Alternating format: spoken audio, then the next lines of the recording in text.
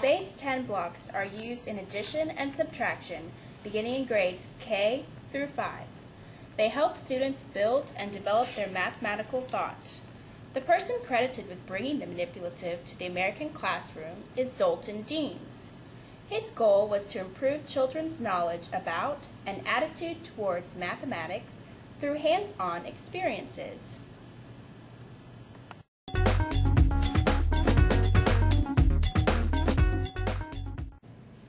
A part-part whole chart can be used to add two-digit numbers using base 10 blocks.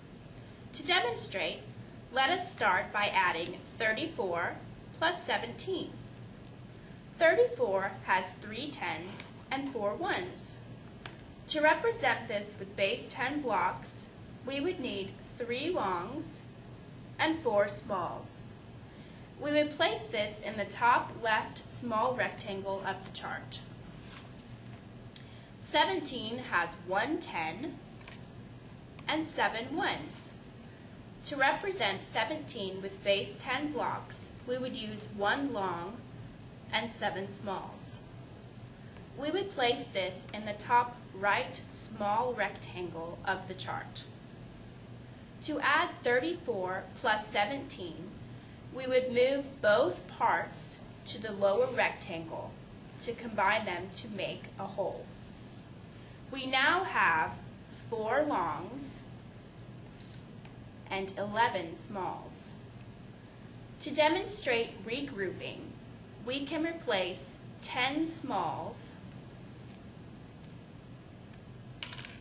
with 1 long. The lower rectangle now represents the solution to the algorithm. 34 plus 17 equals 10, 20, 30, 40, 50, 1.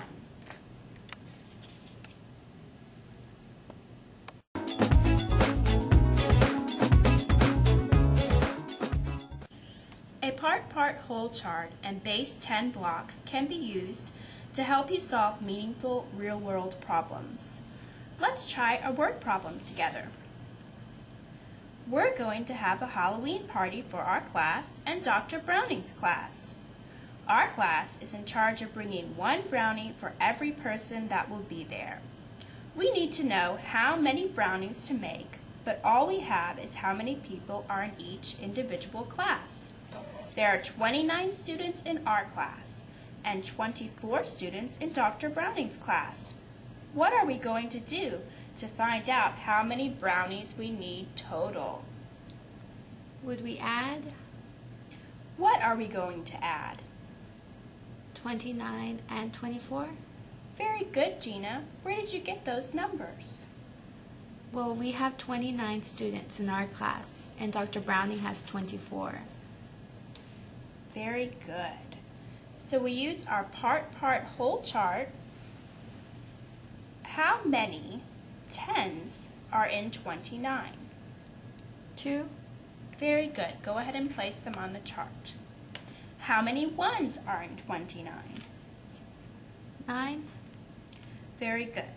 To represent this with base 10 blocks, we would need 2 longs and 9 smalls. Gina has placed this in the top left small rectangle of the chart. How many tens are in 24? 2. Very good. Go ahead and place them on the chart. How many ones are in 24? 4. Very good. To represent 24 with base 10 blocks, we would use 2 longs and 4 smalls. Gina has placed this in the top right small rectangle of the chart. What are we going to do to add 29 plus 24? Would we move them down to the bottom? Very good. Go ahead and do this now.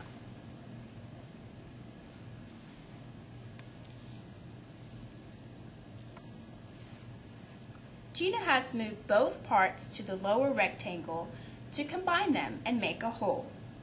How many longs do we have now? 1, 2, 3, 4. And how many smalls? 1, 2, 3, 4, 5, 6, 7, 8, 9, 10, 11, 12, 13. Using regrouping, is there another way to represent 13 smalls? Could we count 10? 1, 2, 3, 4, 5, 6, 7, 8, 9, 10, and change it to a long one? Very good.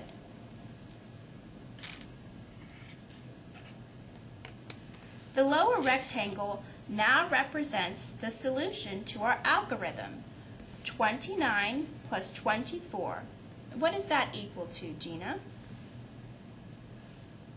10, 20, 30, 40, 50, 1, 2, 3. 53? Very good. So how many brownies do we need total? 53 brownies.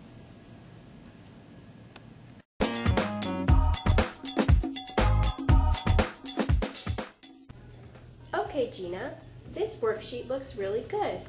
I see that you labeled your chart correctly and got the correct answer. You get full credit for that part. I do want to ask you some questions about your drawing of the base 10 blocks. What did you do to the two parts in the first chart to get to the whole? I moved the two parts down. Show me how you did this.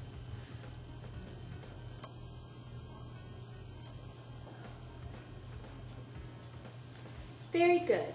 The arrows show me more about your thought process. What happens to the two parts after they move down? They stay there. Does that mean that you count them too to find the total of your final answer? No. What do you think you should do to remind you not to count them? Could I exit them out? Good idea.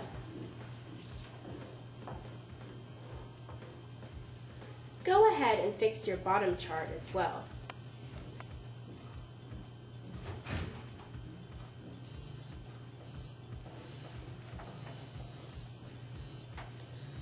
Tell me about what's going on right here. Oh, I counted to 10 and I exited them out so I could exchange it for a long one. Why did you do that? Because I was regrouping them. So you cross them out because you don't count them for your final answer, just like we did with the two parts. Good job. Today we learned how to add two-digit numbers using a part-part whole chart and base 10 blocks.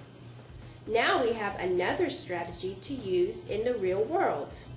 When we don't have base 10 blocks available, we can easily draw the part-part whole chart and base 10 blocks like we just did and count them up.